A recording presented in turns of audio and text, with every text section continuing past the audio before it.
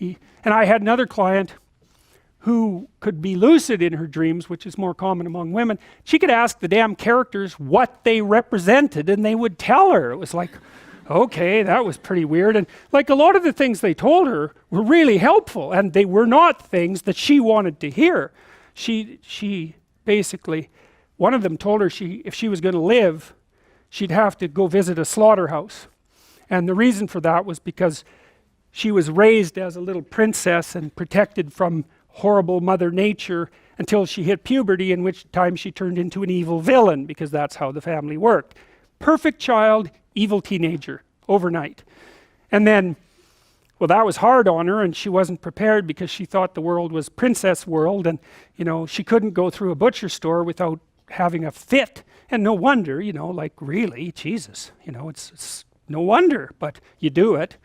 But she couldn't, so we used to go to butcher stores, and that would make her cry, and that she was a vegetarian, that would make her cry, and you know, bemoan the cruelty of the world. And it's like, yeah, fair enough, man, those are bloody slabs of meat. It's like, I don't know why everyone isn't screaming when they walk through the butcher store, but you got to get used to it, man, because you can't live in the world otherwise. And so the dream character, who was a gypsy, told her that she had to go visit a slaughterhouse, which seemed rather impractical.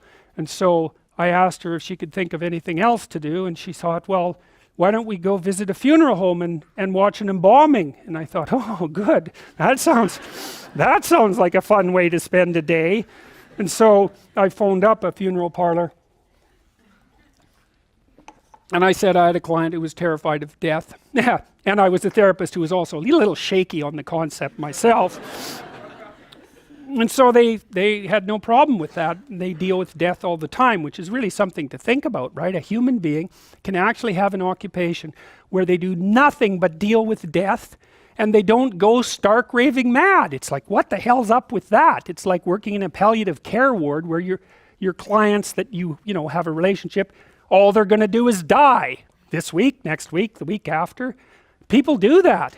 It's like, those people are tough, man. They're tough. So anyways, we went and watched this embalming, which was, I have a rather high level of disgust sensitivity, so it was a little on the rough side for me. But she sat there, and first while she was not, we were outside this little room, she was not looking at that, man, no way.